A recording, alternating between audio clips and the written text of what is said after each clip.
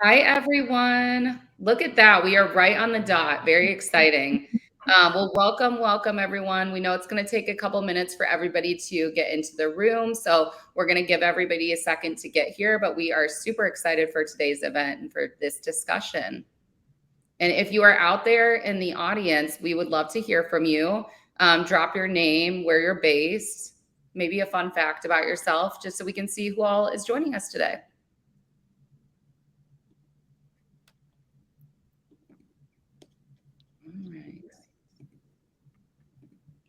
I was admiring Elizabeth's window as well, which is in my mind hashtag goals for my future house. So Thank you. Yeah, Yeah, it's like hit or miss. Sometimes it's too bright in here and I can't even work, and then other times it works out. oh my gosh. All right. Oh, we have Lori in here. Hi, Lori. Lori Richardson. All right. I see some people joining now. Things are happening. Yeah, so if you just joined us, we are just giving it a minute or two for everybody to get into the room. So say hello in the messages here, drop us a little comment, let us know where you're based, just so we can say hello to you and welcome you in officially.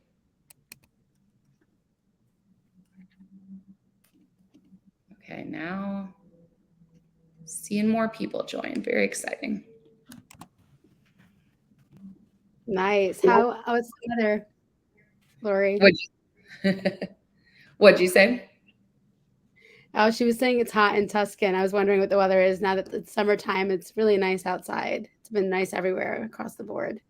Yes, I know. Oh my gosh, yeah, Lori. Oh, I was in the wrong tab. I'm looking at messages. I'm like, what are you guys seeing? Okay, cool. Hi, everyone. Now I see everybody. I didn't mean to not say hello. Lori, yes, I know. If I come visit you, Lori, we're gonna need to pick fall or winter time. I'm not gonna be able to survive the summer heat. Switzerland, how cool, Sina. I want to go do a women in sales event in Switzerland. All right. Well, now that I know we actually have a little bit of a crew here, I think we're going to kick off because we have a lot to cover today. This is going to be a big conversation and we're going to learn a lot. So, so first and foremost, thank you for being here today. This event, as many of you know, is hosted by Women in Sales. My name is Alexine Mudwar. I am CEO of Women in Sales. We are the premier membership organization for women in the field of sales. We have been around a couple years and have since grown our audience to over 12,000 people. So just growing really rapidly. And all of the work that we do is focused on helping to promote and really help women find success in the field of sales. For today, we'd really like to thank some of our partners and sponsors that have been so kind and have worked with us. Of course, one, AirMe, we are on their platform as we speak. Aligned, Aspireship, Chili Piper, ComSoar, Demand Base, Motive, Lavender, QuotaPath, Unifor, Vidyard. Thank you all so much for supporting Women in Sales and allowing us to keep our memberships completely free for all the folks that are part of Women in Sales. So we're going to dive right in here. So first and foremost, I know I saw a lot of comments. I got a lot of messages. People are super excited for the panelists that we have today. And these are all remarkable women with just incredible stories. So I think we should start with introduction. So Rashida, do you want to kick us off? Absolutely. My name is Rashida Hughes. I am based in the ATL, Atlanta, Georgia.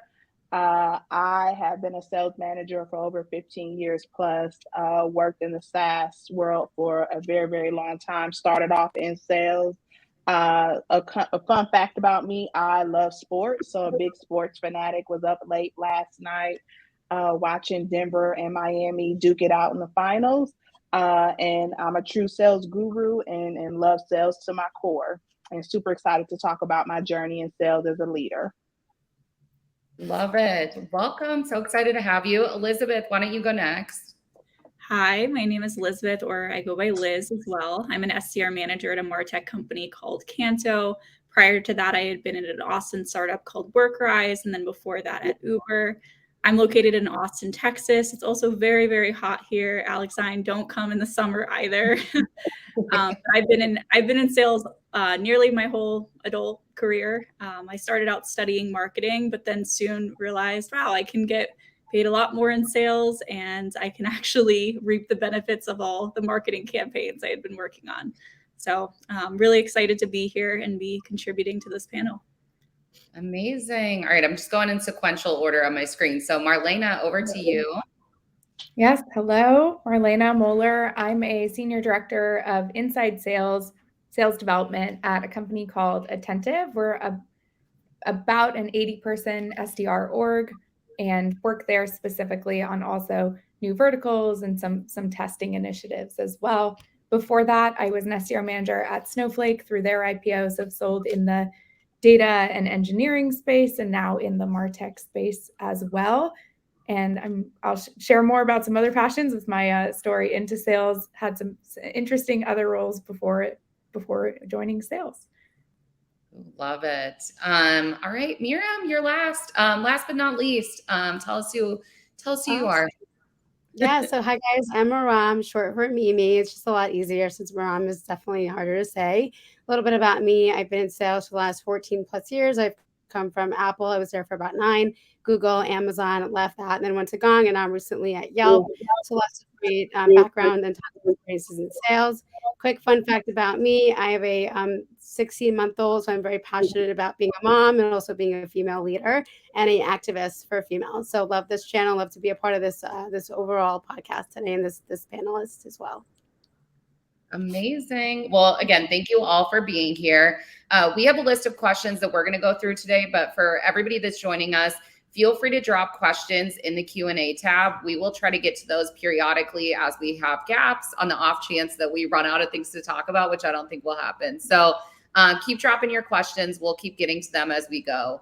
But to kick us off, I think a really good place for us to start today's conversation is really understanding where each of you started your journey in sales. Can you take us back to the beginning? Maybe even talk a little bit about if you intended to go into sales, because I always think that's it's funny to hear how many of us didn't. So Rashida, let's just start with you, and we'll just go in the same order in terms of hearing all of your founding stories in sales. Absolutely. So my role in sales was pretty unique. I graduated from college in 2008, unfortunately, when a recession hit and my major was in PR. I just knew I was going to be in the news anchor world. But unfortunately, the economy just wasn't there for it. And I remember sitting at the kitchen table with my dad, and he was like, it's going to be super competitive and hard for you to get into that field. And he suggested that I get into sales. And I looked at him like, well, Dad, you paid for my college to be in PR. Like, why would I go to sales? Like, you're absolutely crazy. Like, I'm going to PR. I'm going to be a news anchor. Like, no, we're not doing sales. But needless to say, he really taught me into sales of like, you have that grit, you have that grind, you're a personable person, you know how to build relationships. And I remember applying for my first sales role, and getting it. And I was so intimidated. I remember I worked for a bank on the back end for a sales team. And I remember walking on that sales floor the first day after training, and I was like, okay, I can do this. And there were like a lot of heavy hitters, people making 6 figures. And it was in a call center setting back during that time. So you had to wear like suit and tie, and it was just strictly very corporate. And I learned a lot about myself. And what made me really successful in this role, that particular role, was learning from the winners, hanging with the winners, asking the winners, what are best practices? How are you knocking quota out of the park? I continuously ask for feedback all the time, and I mimic a lot of things that the heavy hitters have done and stayed at the bank for a very long time. Needless to say, I went to President's Club quite a bit. We used to rent out cruise ships and different things, and I was one of the younger ones on the team, fresh out of college. From there, I kind of transitioned into retail sales, left that kind of behind because it was just very demanding, and went back into tech sales. And I was an individual contributor probably for 5 years. And as I kind of went to different companies, I saw that, wow, leadership is something that I really want to do with sales. Like I won all the accolades and been number 1, did the President's Club. And I was like, I want to build more people like me, And so for me, it was like, well, what can I do to get into leadership?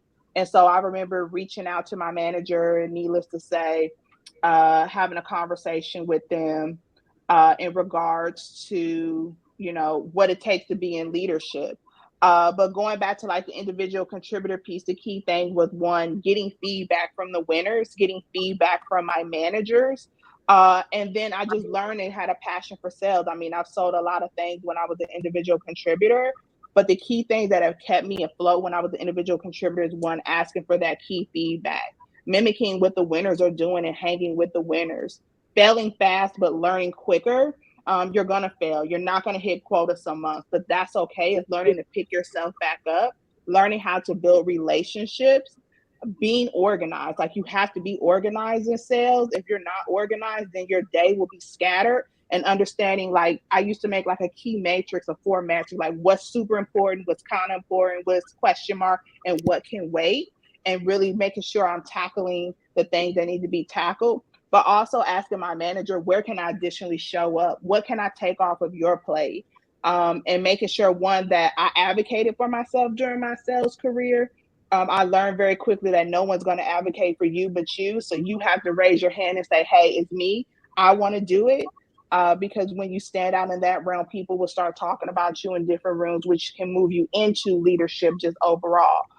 Those are some of my advices if you want to be successful in sales. It's not just about hitting a quota and the numbers, which I did, but it's being very strategic and making sure you're moving and shaking in the rooms or the organization that you're working for, and you're being heard and you're being loud about it as well too. It's been shunned on so long not being loud in sales organizations, but I'm very loud in sales organizations where I want to be heard, and I'm bringing value to the company. I'm bringing value to the team. I'm bringing value to the sales organization that I work with. And something I strive for is continuously always bringing value to the table. And how can I additionally bring value?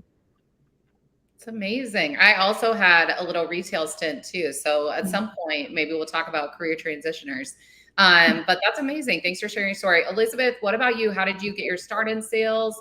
What was that like? Just take us to the beginning. Yeah, of course. Rashida, you are a tough act to follow. I loved hearing about how your career has progressed over the years. But like I mentioned earlier, I had always kind of been in sales for the most part. My first job was a retail job. Again, we go back to, where we got our start in retail. And then I moved into membership sales for a spa. And I actually kept trying to leave sales. I kept trying to transition and do other things. And then eventually I just kept getting stuck with sales type projects, or projects of like, that were influencing people or leading people or selling to people. Just my managers would stick me with different things of like, oh, well, you're the best one to deal with people and you can get people to do what you want them to do. So just take this project. So I kept trying to move out of sales, and somehow it just kept pulling me back in. So I eventually went to school for marketing, and I started as a marketing and sales manager at a web hosting company. So that was kind of my first dive into sales, and as far as like a tech or SaaS environment. And I started out doing marketing for them. And then eventually we needed a salesperson. Our old salesperson quit. So I started out just manning the live chat, making cold calls. What's funny is, like, when I started out doing that job, my manager would pass me like leads, and I would say, like, these aren't leads. Like, they didn't raise their hand or like request anything. Like, I didn't know yet, like, oh, lead, this is just somebody in our ICP, like, go after them.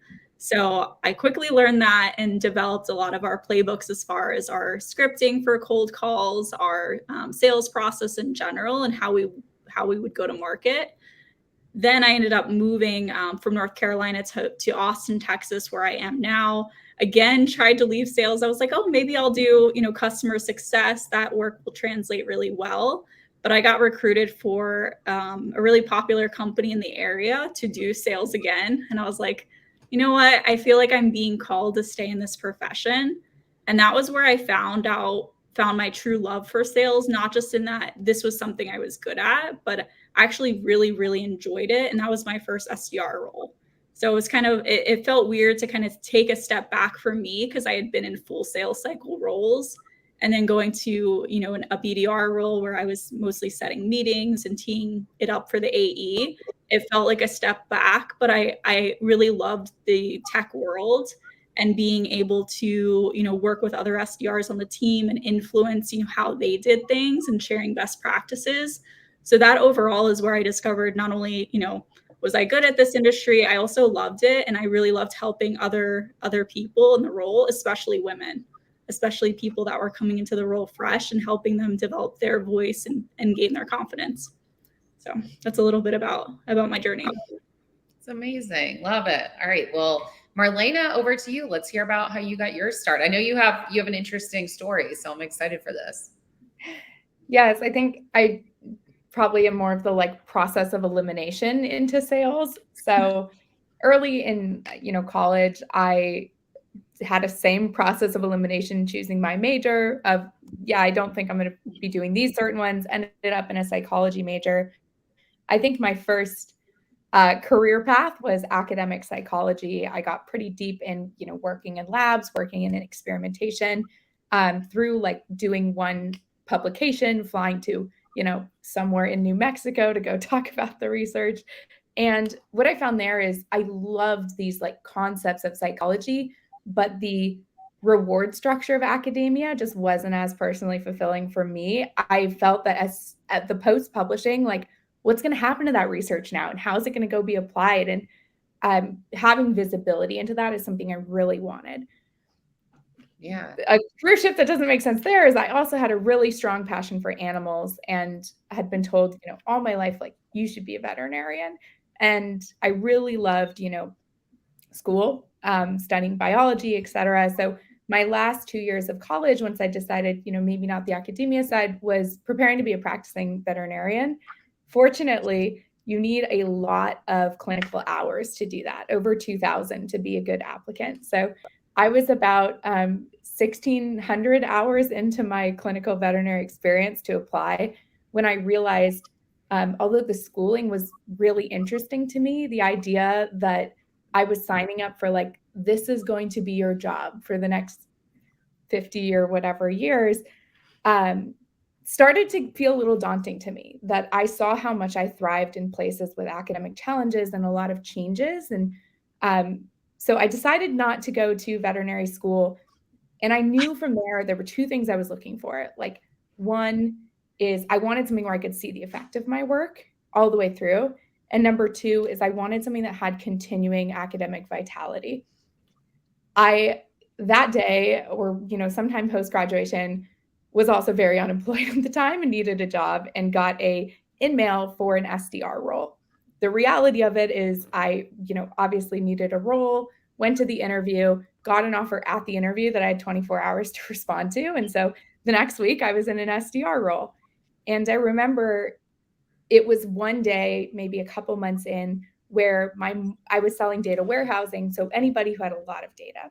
And my morning call was with an online dating company, and they wanted to, harness their data to talk about like dating algorithms and all that.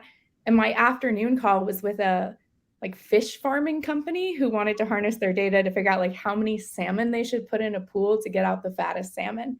And I remember at the end of that day just being like, this is academic vitality in the role. Like, the fact that I could have these two conversations in such a tight span is really like unique, and not something I saw in going really, really deep in specific areas. To this day, now like many, many years later in sales, I think that's what keeps me so engaged, is all the different sections and cuts of the world you get to see, and topics that you get to become like really deep in and work with people who like that is their specialty.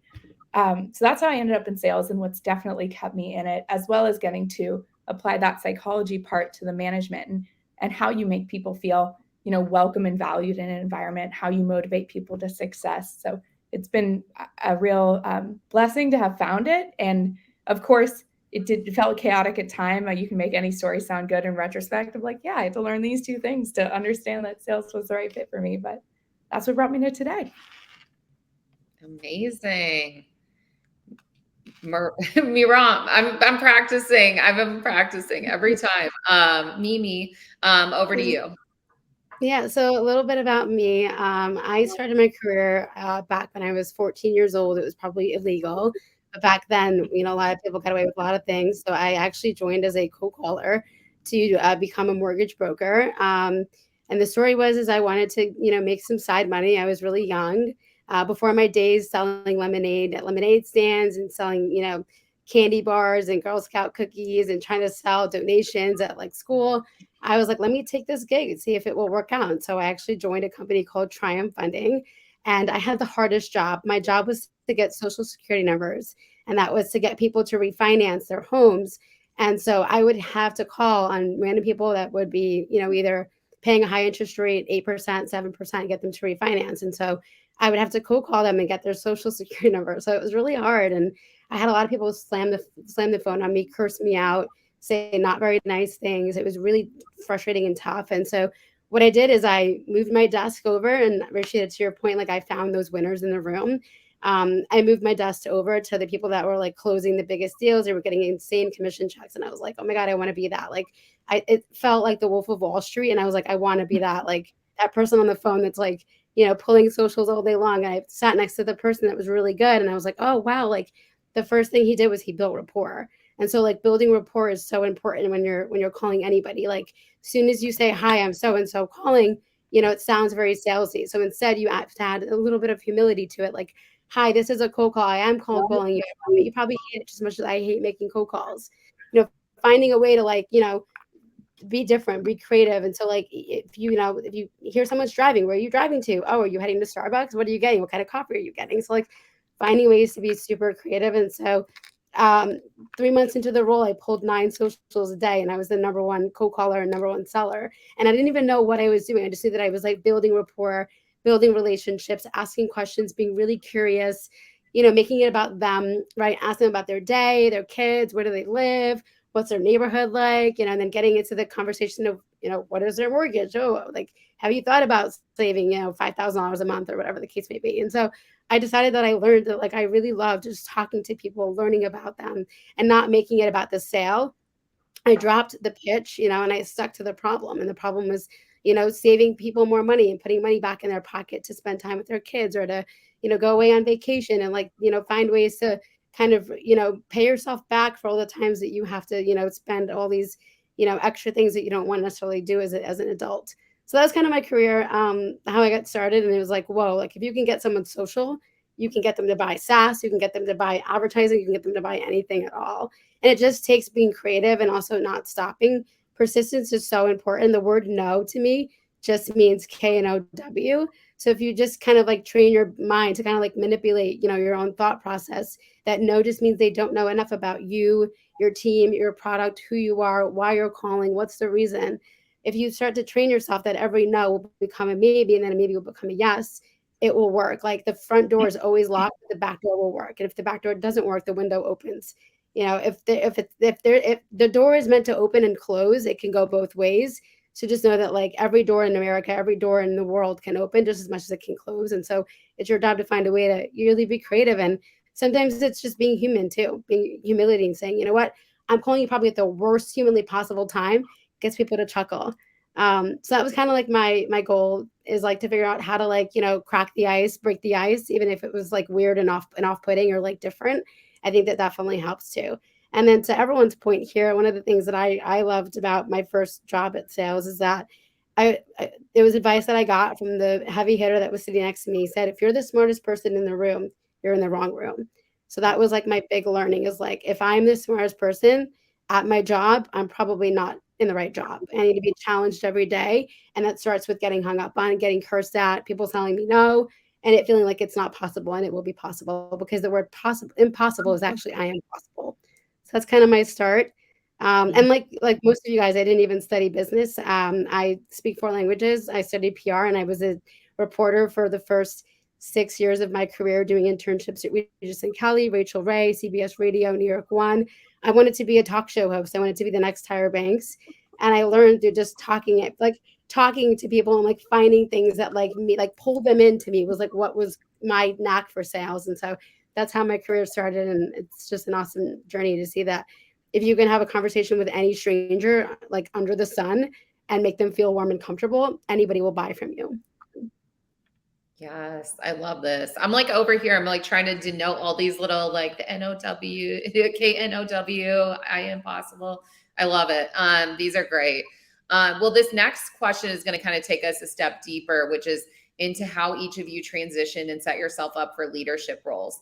I will tell a very quick story. I did a brief foray in sales leadership, a little stint, and I did not go about it maybe in the best way getting my role. But at the time, I didn't have like a lot of buy-in from my direct manager. So I wrote a 20-page business plan and I went directly to my co-founder and presented it. And my manager at the time walked by in the middle of my presentation and he gave me the look and I was like, uh-oh. And I did get the role. I sold it. I had to sell it through like basically the whole company. I did get my leadership role, but I always tell people that I'm a terrible example of like there are parts of that you can use, but I'm maybe not the best example. So selfishly, I'm really excited to hear about, for each of you, did you just naturally fall into some of these leadership roles?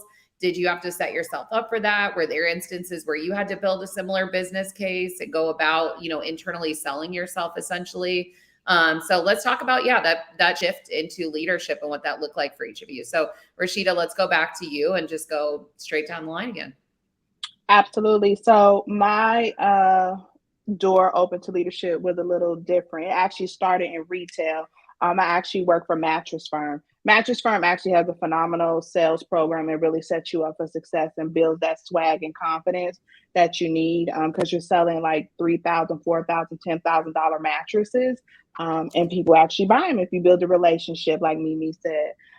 So I was the number one salesperson within the entire Southside district here in Atlanta.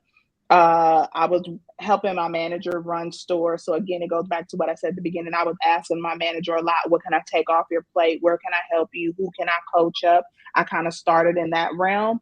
And then the leadership, I knew I wanted to be in leadership. I knew I wanted to be just like my manager, Sarah. I love Sarah. Sarah just was a bad, like she exuded excellence. She always wanted the best for you. She always set up a plan for you to win and win in retail sales.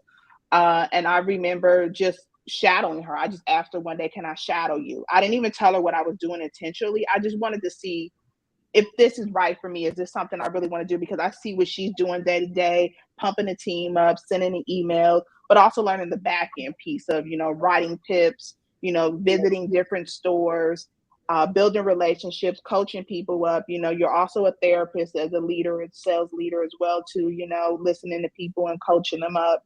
And so for me, I remember the day I shadowed her and we were in our car and I told her, I said, Sarah, I would like to be a manager just like you. What do I need to do? And she was like, I'll come to your store the next day. And she actually kept her word with it. Like, I was like, she's not going to come. And I think I waited till like noon. And like, she showed up at like 1 o'clock with Panera bread and like, let's get to it. And she went over something. We had like a pamphlet or whatever that would talk about like leadership, how to move up within the company. And she really coached me up. And I remember the position got open. She said they open them up like every second or third quarter of the year. And so I went for it. Again, I was running stores. I was doing a lot of her work, really learning the role. She coached me up for the interview process. We had to kind of write, like, how would we run a district and present that. And unfortunately, the first time I went, I did not get hired. I lost by like 2 or 3 points below there was like a point scale or whatever. And I was by like 2 or 3 points. And the key thing is, I didn't even get upset. I was like, you know what? I want this so bad. I'm going to work harder.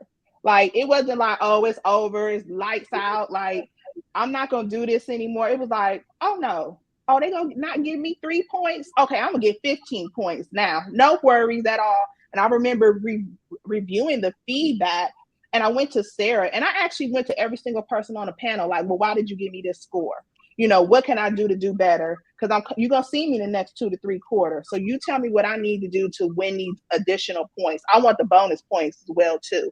And they were like, she didn't even like shut off. She's like, I was like, give it to me. Like, tell me what I need to do to get here. Because in my mind, it was like, I wanted to be the next leader. I wanted to move people up within the company. Needless to say, I took that feedback. I worked on it. I was an individual contributor doing a leadership role. I didn't even get paid for half the stuff that I did, but it was just the point of I wanted the skill set. I wanted to have the alignment with the team, already had my name out there. Like, people knew I was the go-to person for the district. Like, I helped everybody. I would pop in stores, whatever it took to be successful, and also kept my personal numbers up as well too. So when I went to that second round, I totally owned the room because they knew who Rashida Hughes was completely. It was to the point where it was like, I made it to seem like it's a no-brainer. Like, we got to score good. And I actually scored phenomenally. I got one of the top districts. And then just from there, I continued that too. I did not stop. It was like, I want feedback. What do I need to do to be better? If I had situations that I couldn't handle, like, can I pull you in to get assistance? And really just focusing on, during that time when my first year in leadership, I was like a sponge, and I wanted to continue to sharpen my act because and I know we have this question, but it was just hard. I had some situation where it was separating individual contributor and going into a leadership role and really learning like how to be a leader. Now, like, a lot of these people were my friends and were rooting for me to be a leader, but now I'm your manager. Now I'm your leader. So it was like drawing that fine line, but also learning in leadership, you sometimes have to advocate for yourself. I was so used to receiving all the awards, but in leadership, is not about awards anymore. President's Club, it's about who are you paying it forward to? Who are you helping? And so learning that transition has really helped me just become a successful manager, just sales leader overall. But that's my story of how I became a leader. And I wouldn't change anything about it, because I think the key thing was I didn't let that failure of not getting the first time stop me from doing what I wanted to do. And I was very determined, like, leadership is where I'm going to be, and I want to be in sales leadership.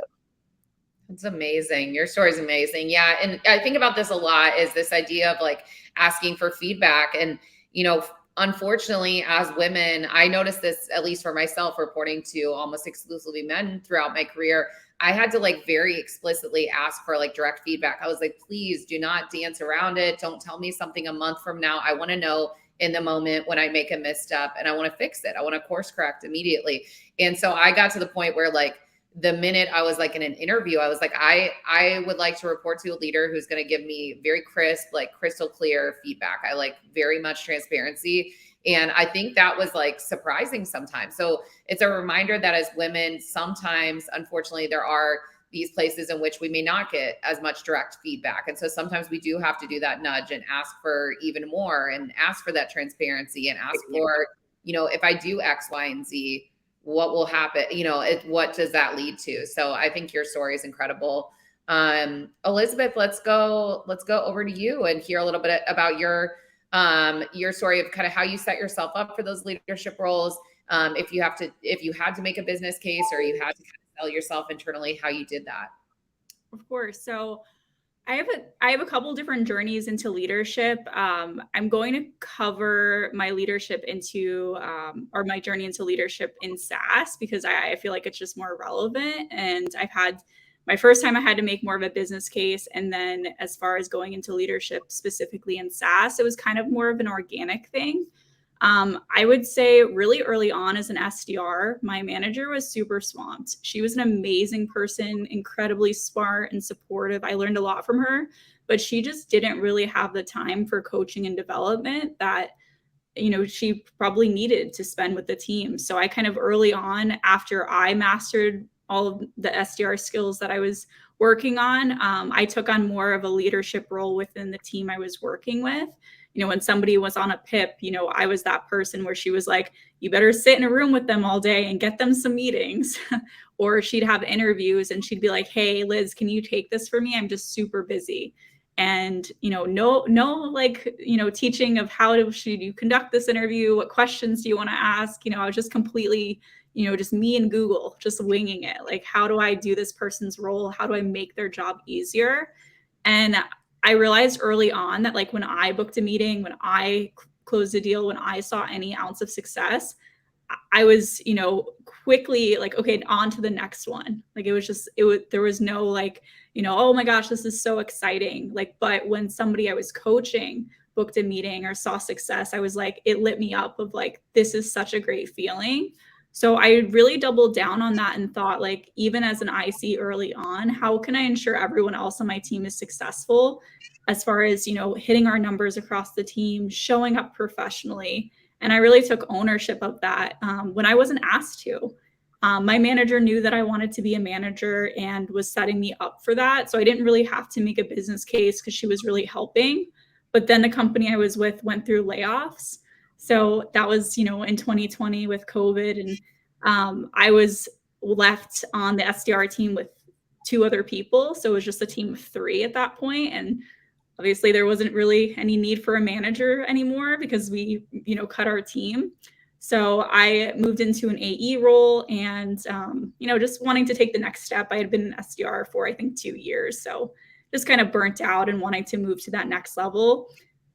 And through working as an AE, I realized I still missed that leadership aspect. So eventually I started looking for companies that were hiring for SDR managers. And I thought, I really kind of put myself at a disservice by shifting from SDR to AE, trying to go to management and not doing that within the same company.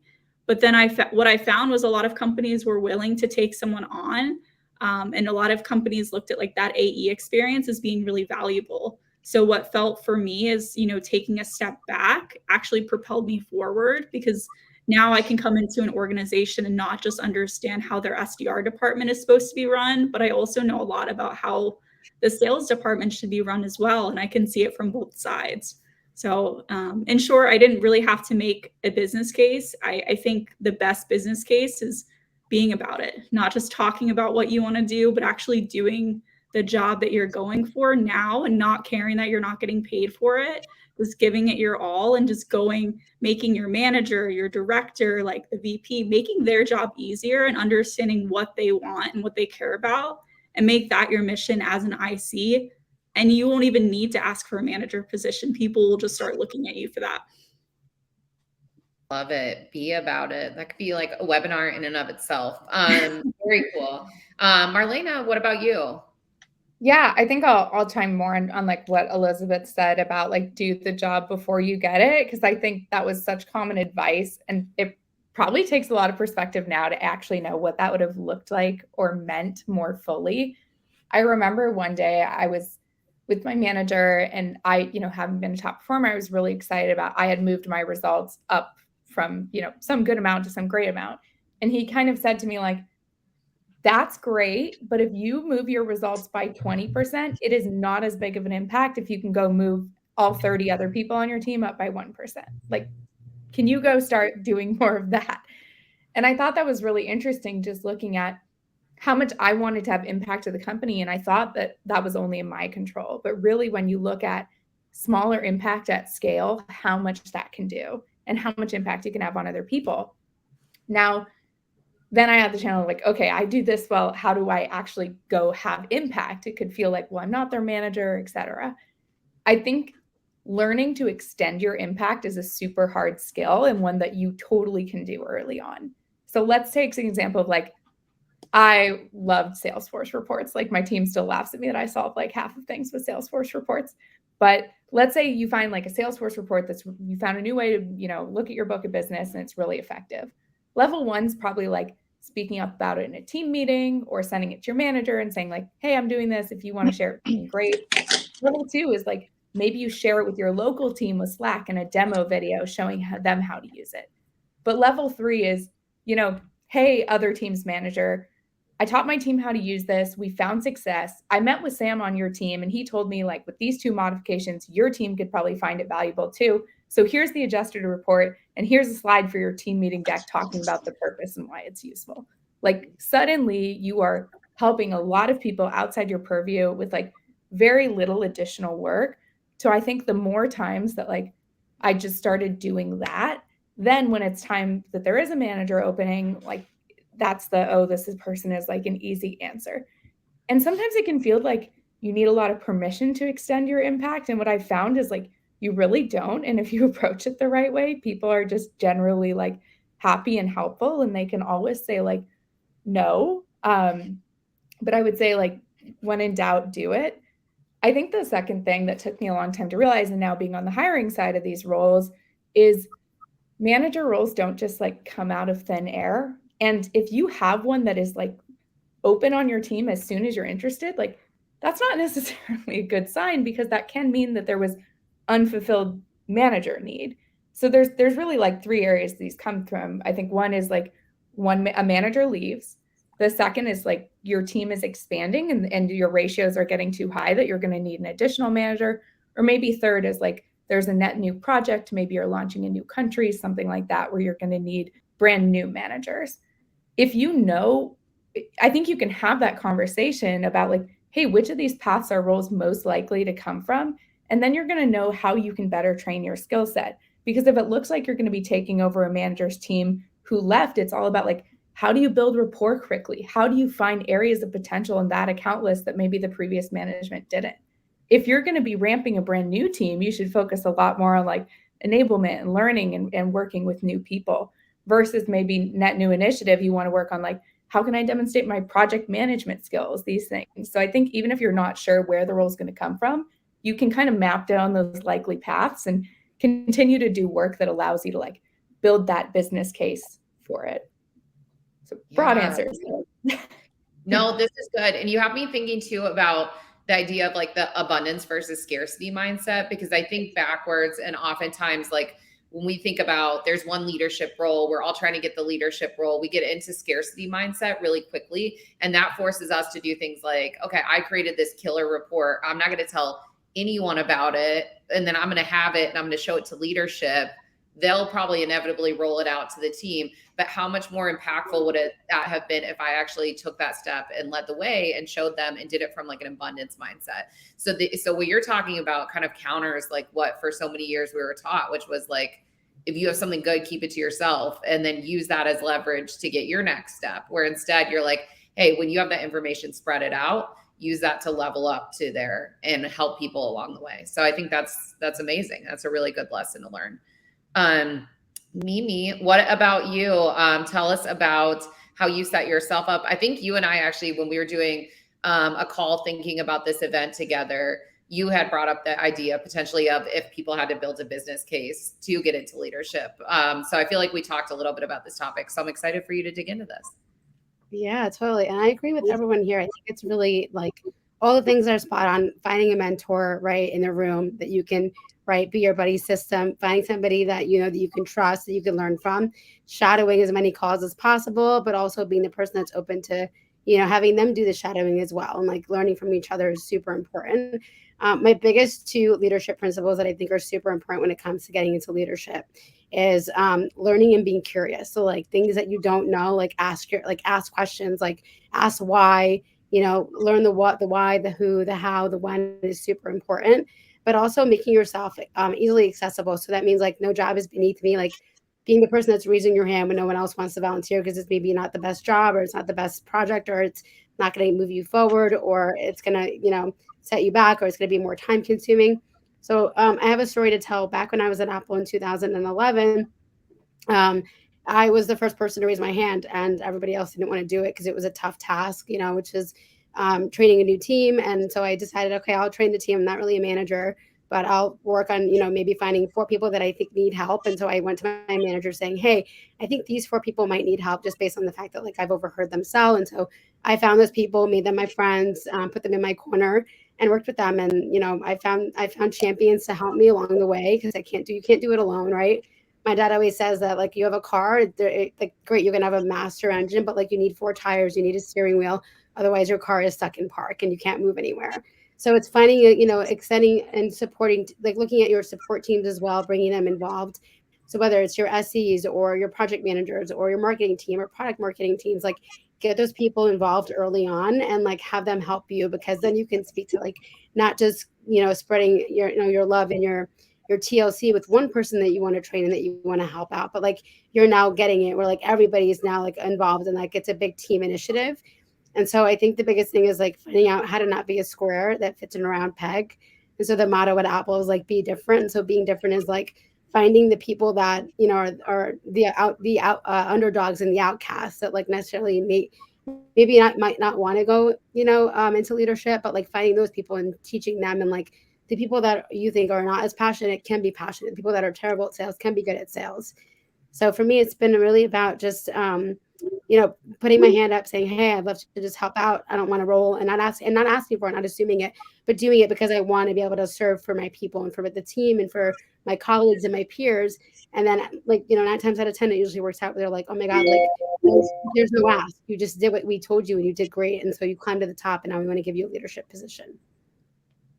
Amazing. So yeah, I think it's great to hear each of your stories. There are different flavors and elements to each. So I think it's just important to hear more of these stories, because so many of us who are, in those IC roles, we kind of get stuck in what I call like the IC hamster wheel, where we're just like going in circles and we can't get off. And so I think these stories are so critical, so folks can understand like how did they get off the hamster wheel? And if they do have a true passion for this, how do they set themselves up for those opportunities and raise their hand ahead of time? So this is such and to add to that too, like, I think it's really important to wear multiple hats. Like, yes, like you might have one job and like, this is your AOR, these are your responsibilities, but like the more that you start to like really open up and diversify your portfolio and your skill sets, and you start to like, go above and beyond your job scope, is when people start realizing, whoa, like this person's going above and beyond. And the second thing that I think is to add to your point that you mentioned, Lexine, is like, my favorite Amazon leadership principle is like, have a backbone, disagree, and commit. So you might not agree with everything that you're doing. It might not make sense to you, or might not feel good to you. But like, if you have a backbone, you disagree, and then you commit to it, right? You find yourself actually winning, because you then put yourself through a challenge. You learn something new, and then you opened up the mindset of like being able to like impact others, and be an influence when it felt uncomfortable, but it made you comfortable at the end of the day. So kind of being comfortable with the uncomfortable at the same time is like really important too. Yes. Such a principle I'm like very passionate about as well, is like, when you are too comfortable for too long, sometimes that's okay. Some people want to live in that space, but if you're like really in growth mode, like that comfort is your worst enemy many times. Like you really have to continue to push yourself out of what you know and what you're good at. So this is incredible. So we have more questions, but this conversation's been so great. So we're just kind of going to skip around a little here. So I think what we'll do is we had a couple questions that we'll sort of mush into one overarching question. I think that'll work out. But I wanted to look back, because I know we got a couple questions actually in the comments here. So I'm just reflecting backwards. I have one question. This is for anybody who feels comfortable answering this. Our very favorite Lori Richardson is here in the audience, and she asked the question, based on what you all are saying, how do you feel about newer salespeople still being fully remote? I'm conflicted with this, because I agree. It is so valuable hearing those who are very competent, and hard to just listen to recordings. So I think, this question coupled with sort of the question of how do you create those like genuine learning opportunities when we are in a remote first world now? If anybody feels comfortable speaking to this one. I'd love to take this, because I started my sales career very much in person, and I have managed a fully remote team now, have onboarded every single member fully remote. A lot of them haven't even met them. So I think I'm well equipped to take this one. But I think that, being an SDR now, or being a salesperson as an IC, is so much harder when you're onboarding remotely and learning remotely. But at the same time, I think it's almost a lot easier now to set yourself up for success in leadership, because you have so many opportunities to go above and beyond. Whereas in an office, like the manager, like their directors, they're getting to know everyone equally, right? Like they're in a room with everyone. Sometimes someone's personality aligns more to someone else's. But in a remote environment, it's like we're looking at everything behind Salesforce, reports and dashboards. Like if you're on top of the leaderboard every day, and like you're the one that's going out of your way to Slack message and set up one-on-ones with, different managers and leaders in the company, that's something that like a lot of people wouldn't think to do in a remote environment, where they're just kind of putting their heads down and grinding everything out. So I think you have a really unique opportunity to work remotely, but it can be more challenging to pick up the speed of the role and understand it, compared to being in an office. So I'd say like ramp time slows down a lot. But as far as setting yourself up for success, I think because a lot of people are not doing, they're not raising their hands, they're not setting up Zoom calls with different leaders in different departments. If you're somebody that's able to do those things and you're advocating for yourself, you almost have a bigger advantage now than when everyone was working in an office.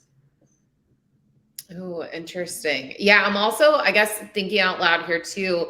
A lot of the like some of those opportunities that would come about when we were all in person, like a lot of it had to do with like where you were and where you showed up. And so sometimes, like I know for myself, like the people that got promoted were the ones that tended to hang out with leadership the most. They were at the happy hour the latest, like they were there till like 1 a.m. and I could only stay till like 10 p.m. And so I do think like the remote piece also offers this interesting kind of nuance of like we almost have to undo some of what we knew to be like the good qualities, or like you'd wait to see who was that last person out of the office. And I remember that being like a badge of honor, and just like sitting basically at my desk till like 7 p.m.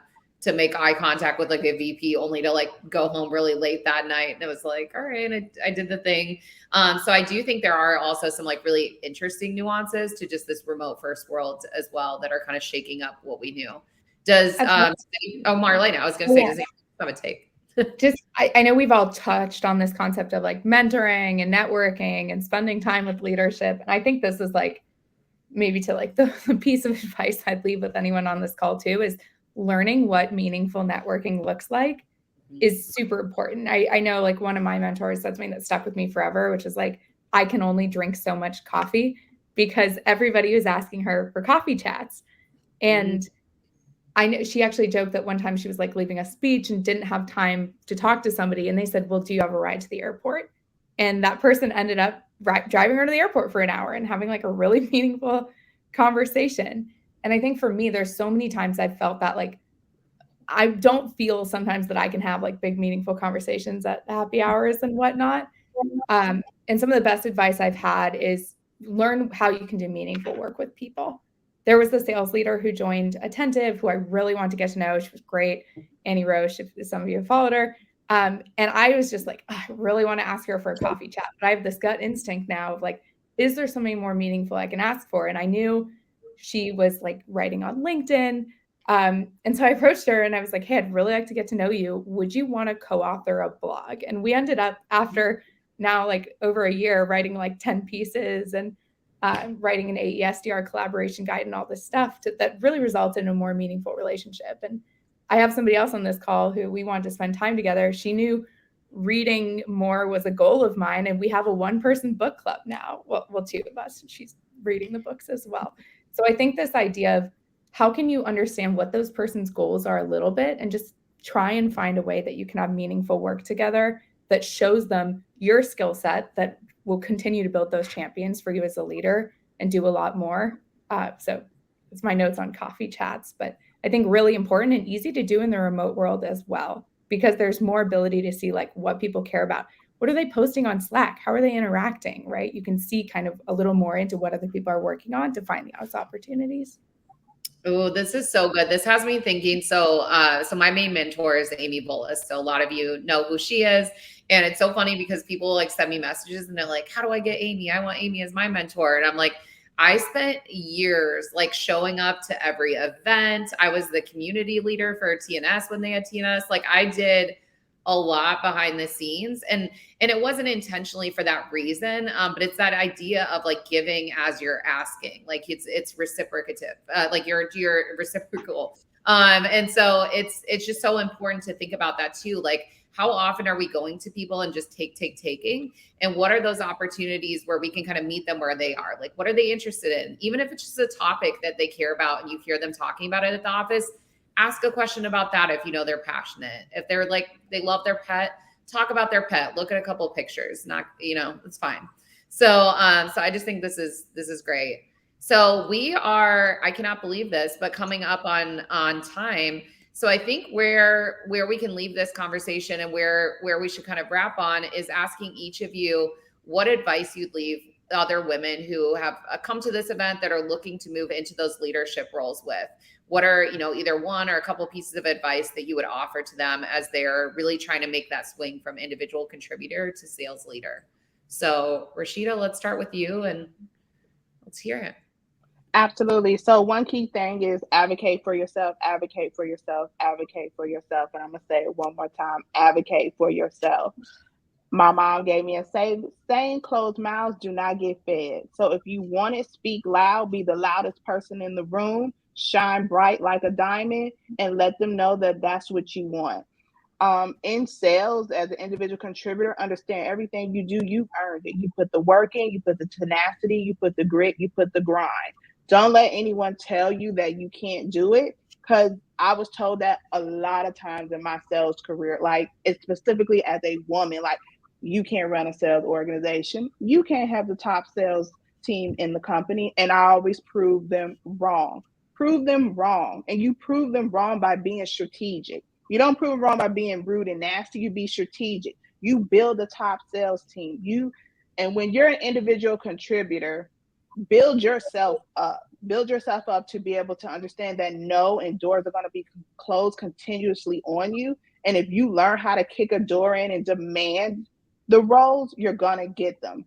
And that doesn't mean you literally say, I'm going to get the role. You do it through work. You do it through networking. You do it by being a top sales performer, showing up 1,000% every day. I have a saying that I tell my team every day: is strive for greatness. I'm a big LeBron James fan. I love LeBron, but I love LeBron not because he has the rings, but because he shows up every day. He does the back end work, that input to get the output. You got to do the input to get the output. And LeBron's input is he's working out every day. He spends $1 million on his body. He's doing the suicides. He's doing the 3-pointers. He's doing the free throws. And in the sales role, listening to your calls every day, critiquing yourself, asking for feedback, asking your manager for feedback, networking with people throughout your company. Even though you're working from a remote setting, it's actually a plus, because now it's just a slack away. Like, hey, can you listen to my call? I don't think anybody in the sales organization gonna say, no, I don't want to listen to your call. Like, or hey, can you look at this email I'm getting ready to send out? Like, I love that. I tell my team that every day. Send me emails. Like, that feeds my soul, because I'm like, okay, now I can critique your emails. Woohoo! I don't get to do that stuff anymore. So I miss that piece in the leadership.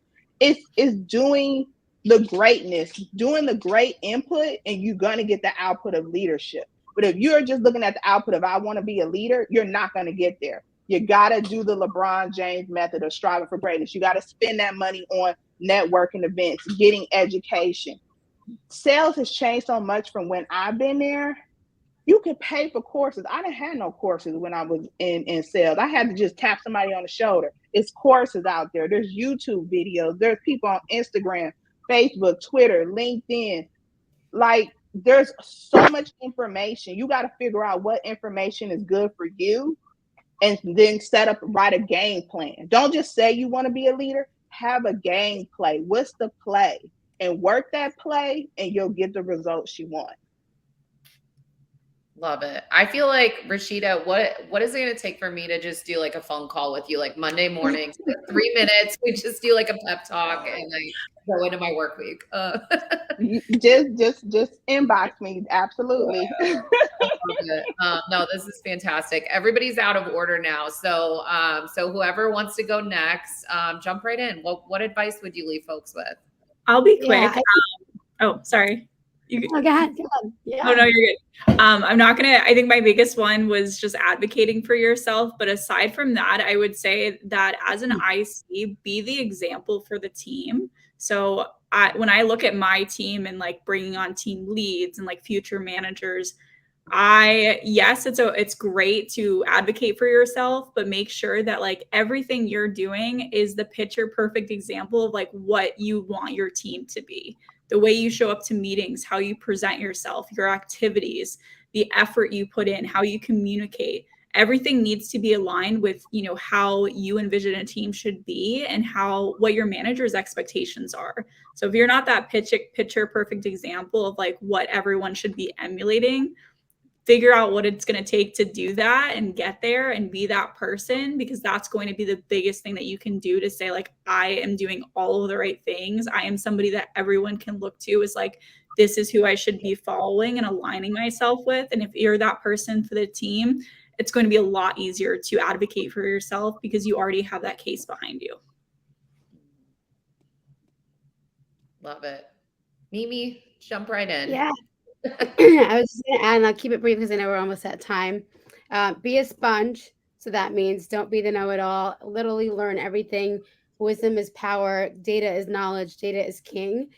Never give up. And so if mom says no, go to dad. If dad says no, go to your uncle, and keep going around until you find that yes. You will find that yes. Also, bring people in your corner. It's important to do that. You know, I'm a minority. I'm Egyptian. I'm also female.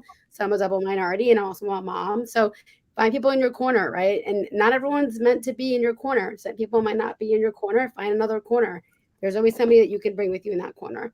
And the last thing is you can't do it alone. So that means you got to find people that, you know, that you can talk to, whether it's, you know, Rashida every morning that you call and give a pep talk to, whether it's your friends, find that army, right? That village around you that's going to provide you the emotional support, the mental support, the physical support that you need, because you can't do it alone, right? It requires, the brain needs food, your mind needs food, your soul needs food, and being physical needs, you know, your body needs to actually do things to be able to be successful. So, you know, there's people inside of your world to help you and uplift you and put you on a pedestal, because that's where you belong. You're a queen. Yeah. And on that theme of like advocating for yourself, needing people, my last piece would be make yourself easy to help. If you're asking for an intro, ghostwrite the email for them. Like, make it easier to say yes to you than no to you, and you will get yeses. Yes, that could be a topic in and of itself too. I have thoughts on that. That is incredibly important. Specificity for the win. Make it easy for people to help. This has been an incredible discussion. Thank you all so much for being here. I know all four of you are just incredible pillars within the women in sales community. So just very grateful that you took time out of your day for this discussion. And we will be having more events like this in the months ahead. So stay tuned. Connect with everyone who was on the panel here today so you can get to know them and follow more of their content. And if you aren't yet, get involved with Women in Sales. Join our Slack community, completely free to be a member. So nothing holding you back. Thank you, everyone. Thank you so Thanks, much. guys. Bye. Have a wonderful week, everybody.